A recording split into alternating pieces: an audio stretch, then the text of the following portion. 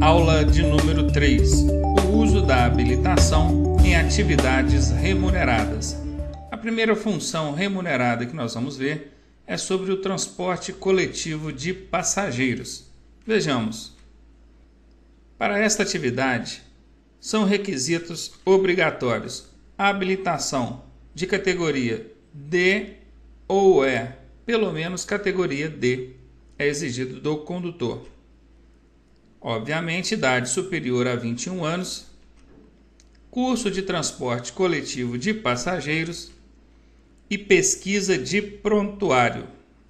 Mais uma vez, conforme vocês podem observar, aparece aqui para nós a pesquisa de prontuário, para avaliar o que? Se o candidato não possui em seu prontuário nenhuma infração gravíssima ou grave, ou ainda é reincidente em infrações médias, sempre considerando os últimos 12 meses. Ou seja, além dos requisitos aqui especificados, para o condutor se inscrever no curso de transporte coletivo e poder conduzir esse veículo, ele precisará tirar o nada consta da sua habilitação, onde não poderá constar nenhuma infração gravíssima ou grave ou ser reincidente em infrações médias. Guardem bem aqui as categorias exigidas para essa função remunerada. A próxima função remunerada é de transporte escolar. O condutor que tem a intenção de conduzir um veículo de transporte escolar precisa preencher os seguintes requisitos: habilitação de categoria pelo menos D, serve D ou E, idade de pelo menos 21 anos, curso de transporte escolar e pesquisa de prontuário. Mais uma vez aparecendo aí para gente aquela questão de nenhuma infração grave ou gravíssima ou ser reincidente em infrações médias. Ainda aqui nessa oportunidade eu quero mostrar para vocês também quais são os requisitos para o veículo que fará esse transporte escolar. Vejamos. Faixa amarela de 40 centímetros de altura. Conforme vocês podem observar, esse veículo é identificado por uma faixa amarela fixada ao longo da sua carroçaria com altura de 40 centímetros. Alguns podem chamar isso de largura, não veria como errado, mas eu entendo como correto a altura de 40 centímetros. E se na sua prova alguma questão abordar este assunto, certamente o que vai interessar é a medida e não o fato de ser altura ou largura. Chamo a atenção de vocês para não confundirem os 40 centímetros aqui dessa faixa com os 20 centímetros encontrados no veículo da autoescola. Conforme vocês já devem ter observado, os veículos para treinamento com os candidatos também têm uma faixa amarela em sua lateral. Porém, a faixa do veículo para treinamento ela tem uma largura ou altura de 20 centímetros, enquanto o de transporte escolar tem 40 centímetros. Ele também precisa ser registrado como veículo de passageiros. Cuidado que na prova eles trocam esse passageiros por especial. Cai lá em uma das alternativas. Registro como veículo especial. Não é. O correto é veículo como veículos de passageiros. Inspeção semestral para verificação de segurança. Ou seja, pelo menos uma vez a cada 6 meses, esses veículos precisam ser submetidos a uma inspeção para verificação de segurança. Precisa também ser equipado com cinto de segurança para todos os ocupantes. Precisa ser equipado com luzes de posição vermelhas e amarelas. Luzes de posição são essas luzes aqui em cima. Aqui vocês podem observar uma delas. Na traseira dos veículos de transporte escolar, as luzes de posição devem ser na cor vermelha, enquanto lá na frente, essas luzes devem ser na cor âmbar ou amarela, de cor clara.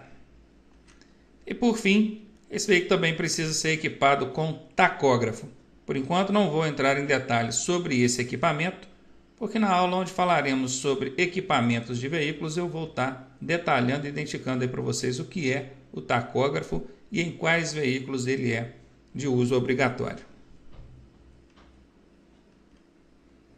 Outra função remunerada é o operador de máquinas de obras. Vejamos. O operador de máquinas de obras precisa preencher os seguintes requisitos: ser habilitado nas categorias C ou D ou E, pelo menos categoria C para quem pretende operar máquinas de obras. E vejam que esse é o único requisito. Não tem nenhum outro requisito, conforme nós vimos nas funções remuneradas para transporte coletivo de passageiros e transporte escolar. Aqui, a única exigência é mesmo essa, habilitação pelo menos na categoria C. E aqui embaixo eu quero deixar uma observação para vocês. Não é obrigatória a habilitação para operar essas máquinas em canteiros de obras. Canteiros de obras quer dizer fora das vias públicas. Por que isso? Muito simples. O Código de Trânsito Brasileiro tem aplicabilidade dentro das vias públicas, abertas à circulação pública. Então, fora das vias públicas, o Código de Trânsito não tem atuação. Portanto, operar tais máquinas em canteiros de obra, ou seja, fora das vias públicas, não exige qualquer tipo de habilitação. A próxima função remunerada é sobre carga perigosa. Quais são os requisitos ao condutor desses tipos de veículos? Ele precisa ser habilitado pelo menos na categoria B, ou seja, B, C, D ou E. Mas como assim? Como poderia alguém habilitado na categoria B conduzir um caminhão ou uma carreta com carga perigosa? Bom, o problema está exatamente aí. Sempre que nos referimos à carga perigosa, o candidato pensa logo num caminhão ou numa carreta. É importante lembrar que uma caminhonete também pode transportar carga perigosa. E qual a habilitação necessária para conduzir uma caminhonete? Categoria B, ok? Ele precisa também ter pelo menos 21 anos, passar pelo curso de MOP, Movimentação e Operação de Produtos Perigosos, e também será feita pesquisa em seu prontuário para observar se ele não tem nenhuma infração grave ou gravíssima ou é reincidente em infrações médias. Bom, ainda tirando a dúvida sobre a habilitação B para condução desse tipo de veículo, na resolução 168 do CONTRAN, em seu anexo 2, diz o seguinte, lá no item 6.3, curso para transporte de produtos perigosos, requisitos para a matrícula, estar habilitado em uma das categorias, observem, B, C, D ou E. Além desses requisitos, obviamente eu omiti aqui por questão de espaço, nós temos também a idade de 21 anos e a pesquisa de prontuário. Mais informações nesse sentido, diz o seguinte, o MOP, o que significa mesmo MOP? Está aqui, movimentação e operação de produtos perigosos. Próxima função remunerada, veículos de emergência. Quais são os requisitos para o condutor de veículos de emergência? Estar habilitado nas categorias A, B, C, D ou E, qualquer uma dessas categorias. Observem, até mesmo quem tem categoria A poderia estar conduzindo aí uma motocicleta em situação de emergência. Precisa ser maior de 21 anos, passar pelo curso de veículos de emergência e também será feita pesquisa em seu prontuário. Próxima função remunerada, motofretista ou mototaxista. Quais são os requisitos para o condutor desses veículos? Habilitação na categoria A há pelo menos 2 anos, ter pelo menos 21 anos de idade, passar pelo curso de motofrete ou mototáxi e também será feita pesquisa em seu prontuário. Conforme vocês observaram, somente a função remunerada para operador de máquina não será feita a pesquisa de prontuário. Todas as demais ocorrerá a pesquisa do prontuário do condutor.